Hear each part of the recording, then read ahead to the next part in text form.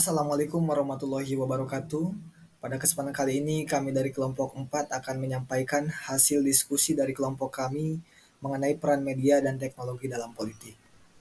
Sebelum kita memasuki pada materi yang pertama mengenai definisi, saya di sini akan memperkenalkan anggota kami dari kelompok 4. Ini adalah anggota kami dari kelompok 4. Yang pertama ada Seruni Suci Ramadhani, yang kedua ada Sinta Nuraini, yang ketiga ada Jinan Rihal Miski, yang keempat ada Diana Adelia Agustin, yang kelima ada Lintan Fitrikawati, yang keenam ada Putri Saidatun Nabila, yang ketujuh ada saya sendiri yaitu Dipi Kurnia, dan yang terakhir ada Muhammad Raihan Arasitumorang. Nah, teman-teman, mari kita masuk kepada materi yang pertama yang akan disampaikan langsung oleh Saudari Seruni Suci Ramadhani mengenai definisi media dalam politik. Dan selanjutnya, materi-materi akan disampaikan langsung oleh anggota kami dari kelompok 4. Baik, terima kasih kepada moderator yang sudah mengizinkan saya untuk menyampaikan materi kali ini. Di sini saya akan menyampaikan terkait definisi media dalam politik. Media dalam konteks politik adalah alat atau saluran komunikasi yang digunakan untuk menyampaikan informasi, opini, dan pesan-pesan politik kepada masyarakat. Peran media sangat penting dalam membentuk opini publik, mempengaruhi perilaku politik, serta menjadi sarana interaksi antara pemerintah, politis, dan rakyat. Media massa seperti televisi, surat kabar, radio, dan platform digital menjadi alat utama dalam komunikasi politik. Lalu di slide selanjutnya ada pengaruh media terhadap opini publik. Yang pertama itu ada membentuk opini publik. Media memiliki peran signifikan dalam membentuk opini publik di Indonesia, terutama melalui media sosial yang semakin dominan sebagai sumber informasi. Menurut laporan We Are Social pada Januari 2024, terdapat 139 juta pengguna media sosial di Indonesia yang mencakup sekitar 49% dari total populasi. Media sosial memfasilitasi penyebaran informasi yang cepat dan interaktif, memungkinkan masyarakat untuk berbagi pandangan dan membentuk opini secara objektif. Yang kedua itu ada platform utama bagi masyarakat. Dalam konteks politik, media sosial menjadi platform utama bagi masyarakat untuk mengakses dan mendiskusikan isu-isu politik. Survei menunjukkan bahwa mayoritas responden muda di Indonesia mencari informasi politik melalui media sosial. Berita online dengan proporsi mencapai 80,4%. Hal ini menunjukkan bahwa media sosial memiliki pengaruh kuat dalam membentuk persepsi politik di kalangan generasi muda. Selanjutnya saya akan menyampaikan tentang pengaruh media terhadap opini publik. Pertama, media, terutama media sosial, punya peran besar dalam membentuk cara berpikir masyarakat. Di Indonesia ada sekitar 139 juta pengguna media sosial. Artinya hampir setengah penduduk kita mengandalkan media ini sebagai sumber informasi. Kedua, dalam dunia politik maupun personal, mudah mencari informasi politik dari akun media sosial. Jadi bisa kita lihat opini publik sangat dipengaruhi oleh apa yang mereka lihat dan baca di media. Namun tidak semua pengaruh itu positif. Hingga pertengahan 2023 ada lebih dari 11.000 hoax yang tersebar, dan lebih dari 1.000 diantaranya berkaitan dengan politik. Ini menunjukkan betapa bahayanya informasi palsu. Selain itu, media sosial juga bisa menciptakan echo chamber, yaitu kondisi di mana orang hanya mendengar pendapat yang sesuai dengan dirinya saja. Hal ini bisa memicu polarisasi dan mempersempit cara pandang kita. Solusinya kita butuh literasi digital agar masyarakat bisa memilah informasi yang benar dan tidak mudah terpengaruh hoax. Pemerintah dan lembaga juga harus ikut mengedukasi publik dan mengawasi konten-konten di media. Baik, di sini saya akan memaparkan materi selanjutnya, yaitu mengenai media sosial sebagai alat pendorong demokrasi. Media sosial telah menjadi alat yang signifikan dalam mendorong demokrasi, terutama di Indonesia. Dengan peran yang semakin penting dalam proses politik dan partisipasi masyarakat, dalam konteks demokrasi Pancasila, media sosial berfungsi sebagai platform untuk menyebarkan informasi, membentuk opini publik, dan meningkatkan keterlibatan masyarakat dalam proses demokrasi. Penelitian menunjukkan bahwa media sosial dapat memperkuat pilar-pilar demokrasi seperti transparansi dan akuntabilitas, dengan memberikan ruang bagi masyarakat untuk mengekspresikan aspirasi dan mengkritik kebijakan pemerintah.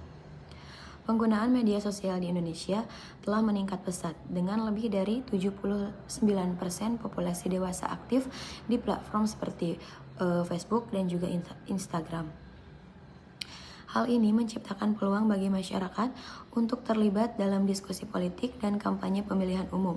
Sebagai contoh, selama pemilu 2014, media sosial menjadi sarana utama bagi kandidat untuk berinteraksi dengan pemilih dan menggalang dukungan yang sebelumnya sulit dilakukan karena tekanan dari pemilik modal. Namun, tantangan juga muncul seperti penyebaran hoaks dan polarisasi opini yang dapat menghambat kualitas demokrasi. Dalam konteks ini, literasi digital menjadi sangat penting untuk memastikan bahwa masyarakat dapat menggunakan media sosial secara efektif dan bertanggung jawab. Dengan langkah-langkah yang tepat, media sosial tidak hanya dapat memperkuat demokrasi, tetapi juga membantu menciptakan lingkungan politik yang lebih aktif, inklusif, dan partisipatif. Meskipun ada risiko yang terkait dengan penggunaan media sosial, potensi positifnya dalam memperkuat demokrasi tidak dapat diabaikan. Baik, di sini saya akan menjelaskan tentang ancaman media sosial terhadap integritas demokrasi. 1. Penyebaran hoaks. Hampir 90% konten media sosial mengandung informasi menyesatkan di Indonesia yang mempengaruhi opini publik dan pemilu. 2. Polarisasi politik. Media sosial memperburuk polarisasi yang menciptakan ruang tertutup yang menghambat dialog antar kelompok dengan pemandangan yang berbeda-beda, tidak memanipulasi pemilih. Media sosial yang digunakan untuk mempengaruhi politik seperti yang terjadi di Papua Barat Daya dengan adanya pemalsuan suara rakyat. 4. Radikalisasi dan ekstremisme. Platform media sosial menjadi sarana bagi kelompok ekstremis untuk merekrut anggota dan menyebarkan ideologi radikal. 5. Serangan terhadap institusi demokrasi. Aktor asing seringkali menggunakan media sosial untuk merusak kepercayaan warga Indonesia terhadap sistem demokrasi. 6. Krisis kepercayaan. Kepercayaan terhadap berita di media sosial menurun. Banyak orang Indonesia merasa skeptis terhadap informasi yang saat ini beredar. Terima kasih. Di sini saya Sinta Nuraini akan menjelaskan tentang pemanfaatan teknologi dalam media saat berkampanye dalam politik. Yang pertama itu sebagai alat penyebaran informasi, di mana menyebarkan informasi mengenai calon, lalu program kerja, visi misi kepada publik, lalu interaksi dengan pemilih dengan fleksibel, di mana berinteraksi bisa dilakukan di mana saja dan kapan saja antara kandidat dan calon pemilih. Lalu membuat citra kandidat, di mana citra positif dibangun melalui infografis, meme, lalu konten kreatif lainnya. Lalu ada pengaturan agenda, di mana pengaturan agenda memiliki kekuatan untuk mengarahkan perhatian publik terhadap isu-isu yang telah terjadi, yang sedang terjadi, mohon maaf. Lalu ada meningkatkan partisipasi politik, terutama di kalangan generasi muda, di mana generasi muda yang sebelumnya belum menentukan pilihan, jadi lebih terarah dan mempunyai pilihan mereka masing-masing. Baik, di sini saya akan memaparkan materi tentang pengaruh disinformasi terhadap perilaku politik masyarakat Indonesia. Yang pertama ada definisi disinformasi. Disinformasi adalah informasi yang salah atau menyesatkan yang sengaja disebarkan untuk mempengaruhi opini publik atau merugikan pihak tertentu. Yang kedua adalah penyebaran disinformasi di Indonesia. Pada pemilu 2014 dan 2019, hoaks menyebar luas terkait calon presiden, syarat dan identitas politik. Lalu ada data penyebaran.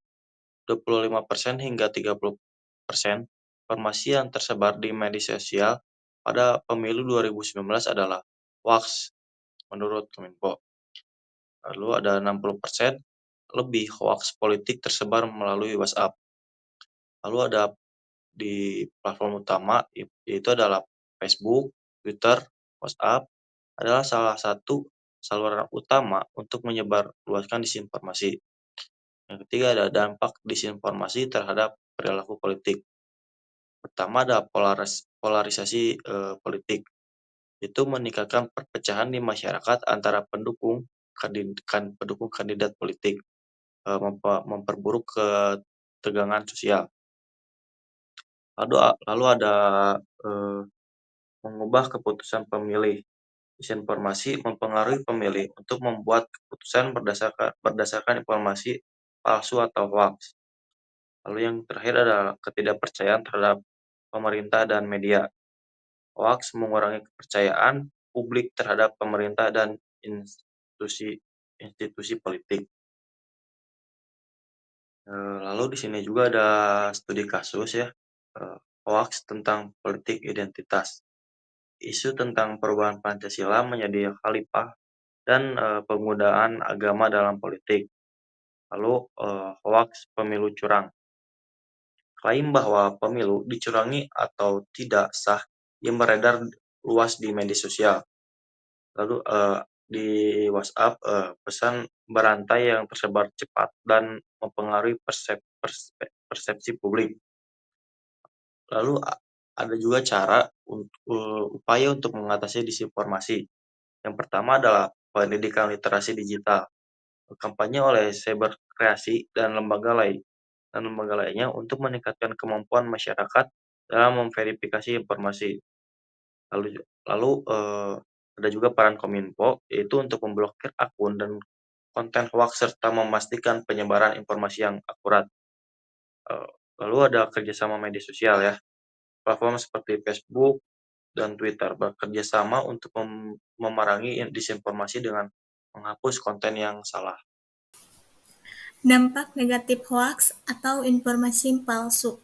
Mudahnya berbagi informasi di era digital membuat penyebaran hoaks makin marak. Selama tahun 2022, peneliti Mavindo, organisasi kemasyarakatan yang bertujuan untuk mensosialisasi bahayanya informasi bohong atau hoaks dan menciptakan imunitas terhadap hoaks di masyarakat Indonesia, menemukan 1.698 hoaks yang beredar di media sosial.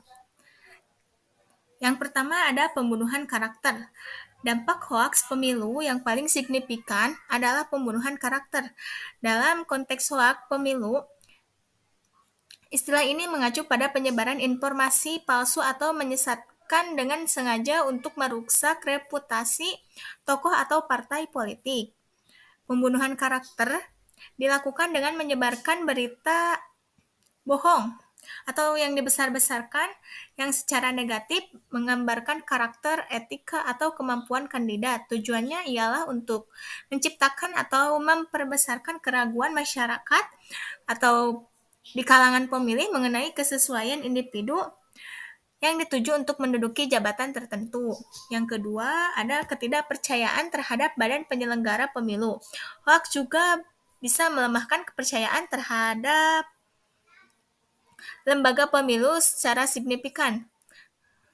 Seperti hanya misinformasi seperti klaim kecurangan pemilu dapat membingungkan pemilih, sehingga menyebabkan menurunnya kepercayaan terhadap sistem pemilu. Misinformasi mengenai proses pemilu seperti prosedur pemungutan suara, penghitungan suara, atau hasil pemilu dapat menyebabkan masyarakat mempertanyakan integritas lembaga penyelenggara pemilu. Yang ketiga, ada manipulasi citra. Sebuah penelitian tahun 2019 menemukan bahwa tujuan propaganda politik hoaks selain untuk mempengaruhi masyarakat, juga untuk mengubah citra negatif menjadi positif. Hoaks juga bisa digunakan untuk meningkatkan elektabilitas dan popularitas calon yang didukung atau menurunkan suara lawan. Penyebaran informasi negatif atau salah tentang lawan politik biasanya berupa rumor, skandal yang dibuat-buat, termasuk latar belakang keluarga, atau penafsiran yang keliru mengenai kebijakan atau tindakan kandidat di masa lalu. Terus tujuannya adalah untuk mencoreng citra lawan di mata pemilih, sehingga mempengaruhi opini publik dan keputusan mereka untuk memilih kandidat tersebut. Baik teman-teman, pada kesempatan kali ini di sini saya akan membahas mengenai peran algoritma gitu dalam mempengaruhi presensi pemilih. Teman-teman, tadi kawan-kawan saya sudah menyampaikan beberapa materi mengenai media dalam politik. Nah, pada kesempatan ini saya akan membahas peran algoritma gitu dalam mempengaruhi preferensi pemilih. Teman-teman, sebelum kita masuk ke dalam konteks politik, teman-teman, mari kita kaji dulu apa sih itu algoritma, teman-teman. Jadi, algoritma ini adalah sebuah serangkaian aturan atau prosedur yang digunakan oleh platform media sosial. Seperti misalnya ada Instagram, Twitter, YouTube, Facebook, dan lain sebagainya. Yang tentunya adalah untuk menentukan konten apa sih yang dibutuhkan oleh para pengguna gitu, atau yang ingin ditampilkan kepada para pengguna. Yang algoritma juga mempunyai tujuan tersendiri, teman-teman, yaitu adalah untuk memberikan pengalaman yang lebih personal kepada para pengguna gitu. Ya, dengan tentunya dengan menyajikan beberapa informasi berdasarkan tentunya kebiasaan, konten-konten yang disukai, dan pada intinya adalah sesuai dengan perilaku yang memang kebiasaan mereka di melihat konten-konten, sehingga konten-konten yang muncul maka akan seperti yang mereka biasa tonton sebelum-sebelumnya, seperti itu. Dan meskipun algoritma ini bertujuan untuk memberikan pengalaman yang lebih relevan, algoritma juga mempunyai peranan penting dalam mempengaruhi opini dan keputusan politik, teman-teman. Nah, pada slide ini juga teman-teman bisa lihat ada dampak pada preferensi pemilih. Nah, di sini di dampak pada preferensi pemilih, teman-teman, ada yang namanya personalisasi konten. Apa itu personalisasi konten? Yaitu algoritma media sosial yang memungkinkan platform untuk menyajikan sebuah konten yang disesuaikan dengan minat atau perilaku pengguna gitu, teman-teman.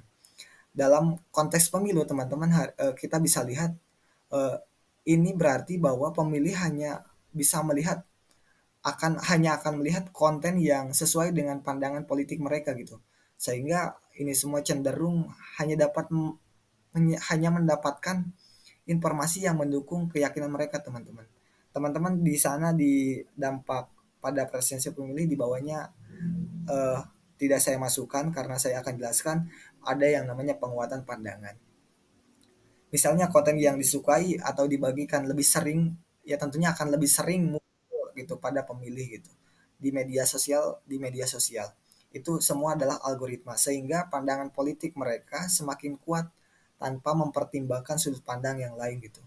Hal ini semua dapat menyebabkan terjadinya echo chamber, teman-teman. Nah, teman-teman, apa sih itu echo chamber? Echo chamber ini adalah di mana pemilih hanya terpapar gitu pada informasi yang sejalan dengan pandangan mereka gitu.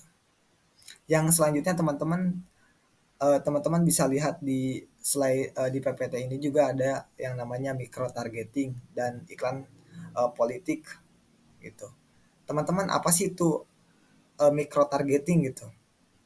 Micro targeting adalah menargetkan gitu pemilih dengan iklan politik yang sangat spesifik gitu berdasarkan data dari pengguna-pengguna, misalnya pengguna Instagram, pengguna TikTok, pengguna YouTube, dan semuanya. Dan kampanye ini tentunya dapat menyasar gitu pada pemilih-pemilih tertentu gitu dengan pesan yang sangat relevan dan isu yang memang dipedulikan oleh para pengguna media gitu. Misalnya misalnya isu-isu tentang pendidikan, tentang pekerjaan, dan lain sebagainya, tentang perekonomian atau agama gitu. Nah, itu yang biasanya isu-isunya itu lebih spesifik gitu. Dan biasanya isu tersebut selalu menjadi pusat perhatian gitu, baik itu anak muda maupun kalangan tua gitu. Dan saya di sini akan memberikan beberapa contoh, gitu, micro targeting gitu. Misalnya pada politik biasa menggunakan target pemilih gitu. Biasanya target pemilih muda gitu. Tentunya dengan iklan yang membahas yang dibutuhkan anak muda saat ini, misalnya adalah pekerjaan, pendidikan gitu. Nah, itu biasanya akan menjadi perhatian-perhatian dari para pengguna tersebut. Nah, selanjutnya di dampaknya juga ada dampak negatifnya juga, yaitu penyebaran konten hoax dan disinformasi gitu.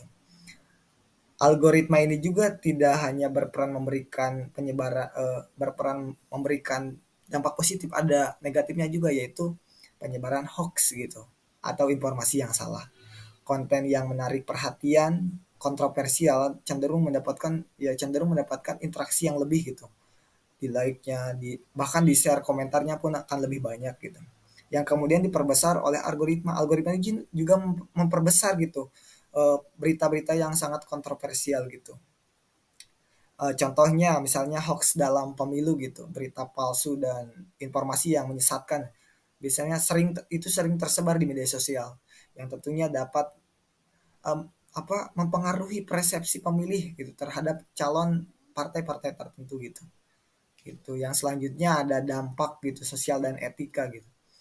Uh, Dampak sosial dan etika dari algoritma ini memperburuk gitu polarisasi politik dengan memisahkan pemilih ke dalam kelompok-kelompok yang terisolasi gitu.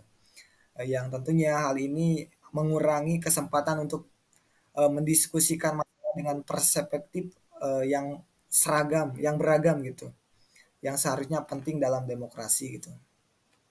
Teman-teman, di sini ada beberapa kasus di Indonesia pada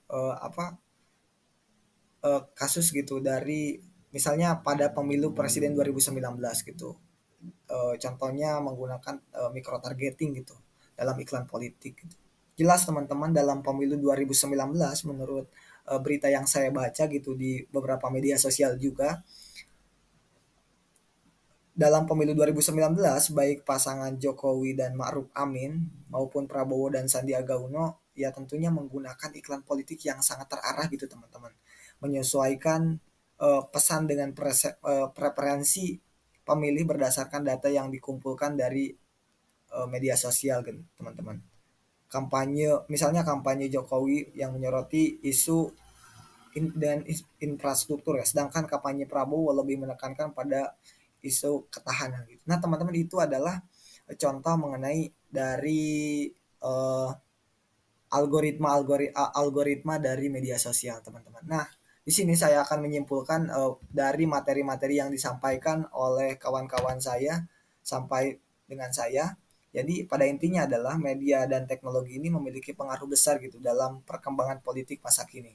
Keduanya tentunya berperan penting gitu dalam mempercepat arus informasi, mendorong keterlibatan masyarakat, serta menjadi alat kontrol terhadap aktivitas pemerintah. Namun teman-teman, keberadaannya juga menghadirkan tantangan seperti seperti maraknya gitu teman-teman, berita palsu, hoax dan lain sebagainya. Itu tentunya mempengaruhi gitu kepada para, misalnya dalam konteks politik, mempengaruhi pemilih untuk memilih gitu, mempengaruhi masyarakat dalam memilih calon, baik calon pilkada maupun calon presiden gitu.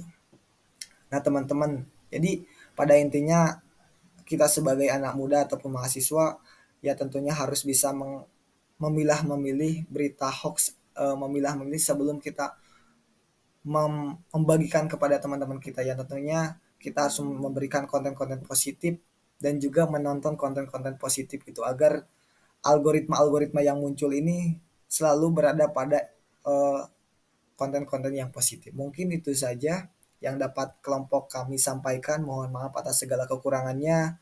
Billahi taufiq wal hidayah. Wassalamualaikum warahmatullahi taala wabarakatuh. Baik teman-teman, kali ini setelah tadi kawan-kawan saya menyampaikan beberapa materi mengenai media dalam politik, pada kesempatan ini saya akan membahas mengenai peran algoritma media dalam mempengaruhi presensi pemilih teman-teman. Sebelum kita meraji pada konteks politik teman-teman, kita harus tahu dulu apa itu algoritma. Jadi teman-teman, algoritma ini adalah sebuah serangkaian aturan atau prosedur yang digunakan oleh platform media sosial seperti Instagram, Twitter, YouTube, TikTok, dan lain sebagainya, yang tentunya adalah untuk menentukan konten apa yang akan disajikan kepada para pengguna gitu. Algoritma ini juga mempunyai tujuan tersendiri teman-teman, yaitu memberikan pengalaman yang lebih personal kepada para pengguna gitu, dengan memberikan informasi berdasarkan kebiasaan, minat, dan perilaku yang dilakukan sebelum-sebelumnya gitu.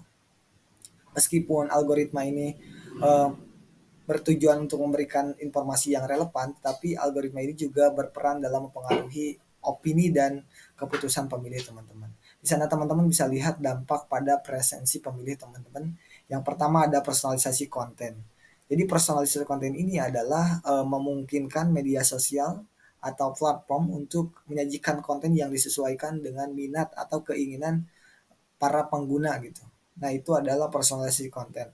Yang pada intinya dengan personalisasi konten ini, maka pemilih hanya akan melihat saat melihat konten yang sesuai dengan pandangan dan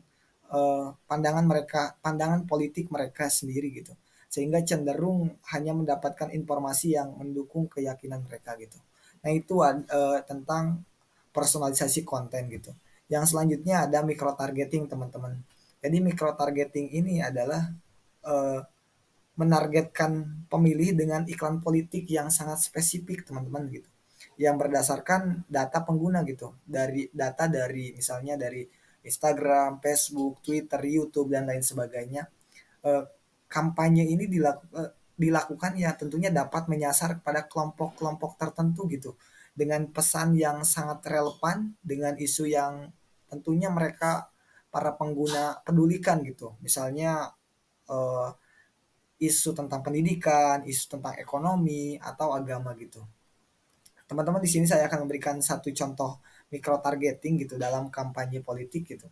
Biasanya dalam kampanye politik bisa menargetkan pemilih muda dengan iklan yang membahas masalah pekerjaan atau pendidikan gitu.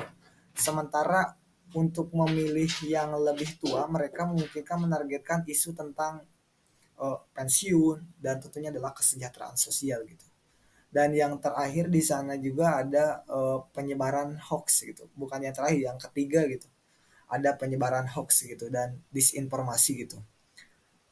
Jadi algoritma ini tidak hanya memberikan hal-hal positif gitu, tetapi juga hal negatifnya pun ada gitu. Algoritma media sosial ini juga berperan gitu dalam penyebaran hoax gitu atau informasi yang salah gitu. Konten yang menarik, tentunya konten yang menarik perhatian atau banyak interaksi gitu. Banyak di like, di komen, di share, maka akan lebih cepat gitu dalam penyebarannya gitu. Dan tentunya ini bisa memperburuk gitu polarisasi politik dan mempengaruhi tentunya presensi pemilih gitu. Nah, itu teman-teman dari penyebaran hoax gitu. Dan yang terakhir ada dampak sosial dan etika gitu. Jadi algoritma media sosial juga dapat memperburuk polarisasi politik gitu dengan memisahkan pemilih ke dalam kelompok-kelompok tertentu gitu yang terisolasi. Yang tentunya hal ini juga dapat mengurangi perspektif yang beragam gitu. Dapat mengurangi kesempatan berdiskusi gitu atau mendiskusikan masalah yang perspektifnya yang beragam gitu, yang seharusnya penting dalam demokrasi. Nah, itu teman-teman. Contoh kasus dari algoritma ini bisa dilihat dari pemilu-pemilu 2019 misalnya. Mereka memberikan suatu iklan-iklan politik gitu dengan kebutuhan-kebutuhan yang memang sering dilihat oleh para baik itu kaum muda maupun kaum tua. Nah, di sana itu ada beberapa kasus misalnya pemilu presiden 2019 dan lain sebagainya. Nah, itu teman-teman mengenai eh, peran algoritma gitu dalam mempengaruhi presensi pemilih. Yang pada intinya teman-teman, yang pada kesimpulannya adalah teman-teman bisa simpulkan gitu bahwa media dan teknologi itu memiliki pengaruh yang sangat besar gitu dalam perkembangan politik masa kini terutama di Indonesia gitu. Keduanya memiliki peran penting dalam mempercepat arus informasi. Tapi di sisi lain juga ada dampak negatifnya, teman-teman. Dapat menghadirkan tantangan yaitu berita hoax, lain sebagainya, perpecahan opini publik gitu. Dan yang paling ini adalah penyalahgunaan informasi gitu. Nah, itu teman-teman. Jadi intinya kita sebagai para pengguna digital gitu harus tetap bisa adaptif, bisa memberikan konten-konten positif, bisa terus memberikan informasi yang benar-benar fakta real gitu tanpa ada hoax gitu. Nah, mungkin itu saja yang dapat kelompok kami sampaikan. Mohon maaf atas segala kekurangannya. Bila taufiq walhidayah. Wassalamualaikum warahmatullahi wabarakatuh.